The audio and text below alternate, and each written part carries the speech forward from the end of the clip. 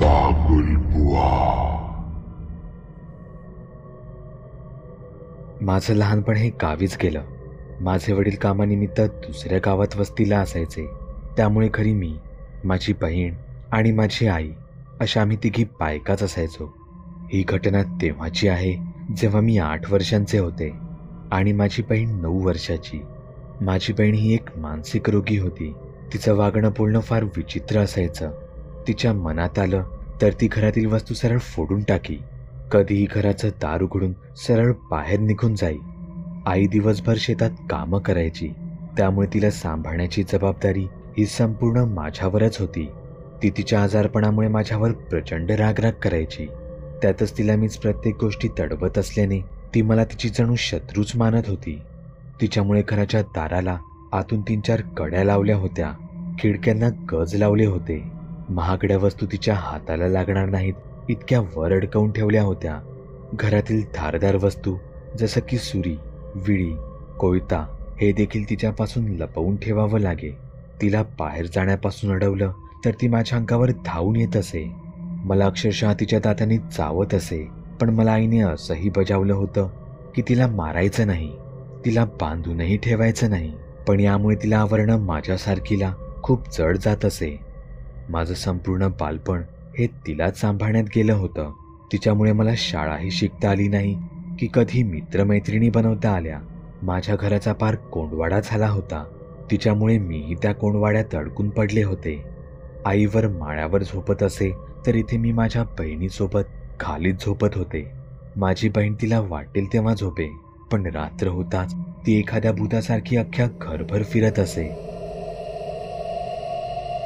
दाराला लावलेल्या सगळ्या कड्या काढून रात्री अपरात्री बाहेर निघून जायचा प्रयत्न करत असे. खरं सांगायचं तर मीच या सगळ्याला कंटाळले होते. पण माझं हे दुःख सांगणार तरी कोणाला? हळूहळू माझी आई ही आजारी पडू लागली. आमची परिस्थिती अजूनच गरिबीची होऊ लागली. त्यातच एकदा माझ्या बहिणीच्या हातात घरात लपवलेली सुरी लागली. मी तिच्याकडून ती हिसकावू लागले, पण तिने मला ढकलले आणि ती माझ्यापासून लांब पळू लागली. तिला काही लागलं तर ओरडा मलाच खावा लागणार होता, म्हणून मग मी तिच्या मागे धावू लागली. पण ही माझ्या आयुष्यातील सर्वात मोठी चूक ठरली. मी मागे येत आहे हे पाहताच तिने खाटेवर चढून उडी मारली आणि तिचा पायच निसटला. सुरी सरळ तिच्या मानेत घुसली. तिच्या गळ्यातून रक्ताची धार वाहत होती. मी जोरात ओरडले, पण तिच्या जवळ जायची माझी हिंमत झाली नाही. काही वेळ हातपाय आपटत ती तिथेच निश्चित पडून राहिली. घरात जवळचे लांबचे नातेवाईक आले होते. माझ्या बहिणीच्या मृत्यूला सगळे मलाच जबाबदार ठरवत होते, म्हणून मी एका कोपऱ्यात बसून रडत राहिले. बहिणीच्या शरीराला अग्नी देण्यात आला, पण आर्थिक परिस्थितीमुळे बहिणीचं कार्य वगैरे सगळंच राहून गेलं. आईचं आजारपण आणि घरी 2 वेळच्या अन्नासाठी बाबा पुन्हा बाजूच्या गावी कामासाठी निघून गेले. तिच्या जाण्याला आता 2 दिवस झाले होते. मी नेहमीप्रमाणे खाली आमच्या खोलीत झोपून होते. अचानकच माझ्या गळ्यात जोरात कोणीतरी दाबू लागलं. मला श्वासच घेता येत नव्हता. मी समोर पाहिलं तर माझ्या चेहऱ्यासमोर माझ्या बहिणीचा चेहरा होता. मी जोरात किंचाळले. तिला माझ्यापासून दूर ढकलू लागले, पण माझी ताकद तिच्यासमोर मला खूप अपुरी वाटत होती. तिने माझ्या चेहऱ्याचा अक्षरशः चावा घेतला आणि गालाचा लचकाच तोडला. मी अंथरुणातून उठून बसले. मी घामाघूम झाले होते. मी माझ्या गालावर हात लावून पाहिलं तर सगळं काही ठीक होतं. कसलीही जखम नाही की कसलं रक्त. मी भयानक स्वप्न पाहिलं होतं. मी माझ्या कपाळावरचा घाम पुसू लागले. तेवढ्यात मला बाहेर कोणाची तरी जाणीव झाली. कोणीतरी चालत गेल्यासारखी. माझ्या छातीत धस्स झालं. मला माझ्या बहिणीची आठवण झाली. मी वेड्यासारखी त्या अंधाराकडे एकटक पाहत राहिली आणि अचानक ती अंधारातून बाहेर आली. मी तिला स्पष्ट पाहिलं होतं. हे माझं कोणतंही स्वप्न किंवा कोणताही भास नव्हता. ती माझ्या समोर उभी होती. तिला पाहताच मी माझे डोळे घट्ट मिटून ठेवले. मी जिथे झोपली होती तिथे पाण्याचा एक मोठा माठ ठेवला होता. अचानकच तो जोरजोरात हलण्याचा आवाज येऊ लागला. मी धीर करून डोळे उघडले तर समोर खरोखरच तो माठ आपोआप हलत होता. मी कानांवर हात ठेवून जागीच उभे राहिले तर मला त्या माठामागे माझी बहीणच बसलेली दिसली. मी माझे डोळे घट्ट मिटले.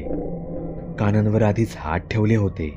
तशाच अवस्थेत मी धीर करून म्हणाले, जिवंतपणे तू मला इतकं सतवलं आहेस, आता मेल्यावरही का परत आलीस? जा जा इथून कायमची.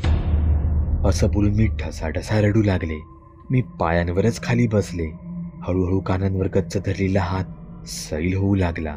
मी घरातील आवाज ऐकण्याचा प्रयत्न करत होते, पण घरात स्मशान शांतता पसरली होती. मी आता माझे डोळेही उघडले. धीर करून सर्वत्र तिचा शोध घेऊ लागले. मी हळूच बाहेर आले. समोर पाहते तर काय, दारावरच्या सगळ्या कड्या उघडल्या गेल्या होत्या आणि दार सताड उघडं होतं. या घटनेनंतर मला तसा भास पुन्हा कधीच झाला नाही. पण काही दिवसांत अचानकच माझ्या वडिलांना चांगल्या पैशाची नोकरी मिळाली. आई ही नेहमीसारखी चालू फिरू लागली. मलाही बाबांनी शाळेत शिकवायला पाठवलं. घरावरचं दुःखाचं संकट अचानक दूर केलं होतं. पण अचानक झालेले हे बदल हा कोणता योगायोग तर नक्कीच नव्हता. हे बदल आजही मला सतत तिची आठवण करून देतात. हा अनुभव तुम्हाला काहीसा विचित्र वाटेल, पण हा 100% खरा आहे हे नक्की. माझे आजी आणि आजोबा, हल्लीच त्यांनी लग्नाचा 50वा वाढदिवस अगदी थाटात साजरा केला. लग्नाला इतके वर्ष होऊन सुद्धा त्यांचं एकमेकांविषयीचं प्रेम काही कमी झालं नव्हतं, उलट ते वाढत चाललं होतं. अशा या त्यांच्या प्रेमळ नात्यावर दुःखाचं संकट कोसळलं.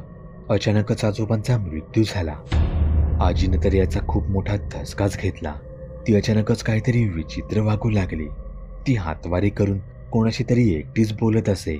आम्ही तिला डॉक्टरांकडेही नेलं. तेव्हा असं सांगण्यात आलं की आजोबांच्या अचानकच जाण्याने त्यांच्या मनावर परिणाम झाला आहे. काही दिवसांनी ती होईल ठीक, पण तिचं वागणं काहीतरी वेगळंच सुचवत होतं.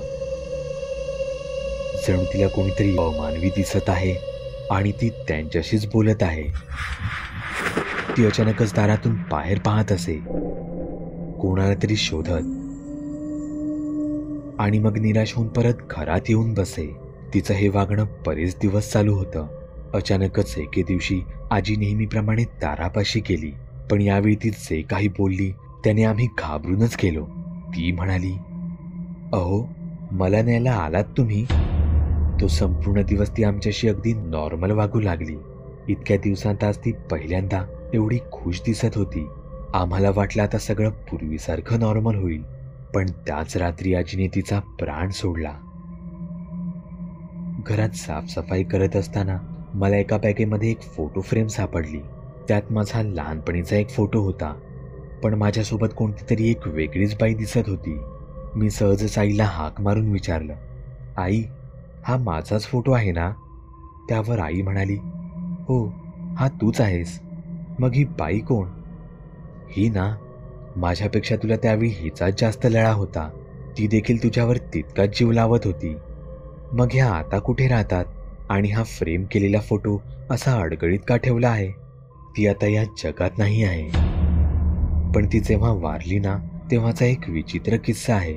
म्हणजे तेव्हा तू 2-2.5 वर्षांचा होता असशील. एके रात्री अचानकच तू जोरजोरात रडायला लागलास. आम्ही सगळेच धडपडून जागे झालो. तू असा याआधी कधीच रडला नव्हतास. आम्हाला कळतच नव्हतं. तू अधूनमधून या फोटोकडे पाहून आम्हाला काहीतरी सांगायचा प्रयत्न करत होतास, पण आम्हाला ते कळत नव्हतं. ती अख्खी रात्र आम्ही जागूनच काढली. सकाळी आमच्या कानावर एक बातमी आली. ती ऐकून आम्हाला शॉकच बसला. तुला सांभाळ करणाऱ्या त्या बाईचा आदल्या रात्रीच मृत्यू झाला होता. तेव्हा आजूबाजूचे लोक सांगू लागले, तिचा तुझ्यावर खूप जीव होता आणि मेल्यावर ती आदल्या रात्री तुलाच भेटायला आपल्या घरी आली होती. तेव्हापासून आम्ही ही फोटो फ्रेम वर अडगळीमध्ये ठेवून दिली.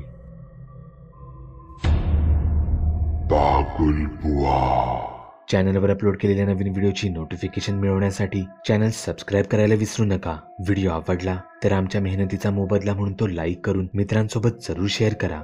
चॅनलवरचे इतर व्हिडिओ पाहण्यासाठी इथे क्लिक करा. तसेच चॅनलवरची प्लेलिस्टही चेक करा. दर दिवशी नवनवीन भूतांचे व्हिडिओ बनवून मी तुमचं मनोरंजन करत राहू याची खात्री बाळगा.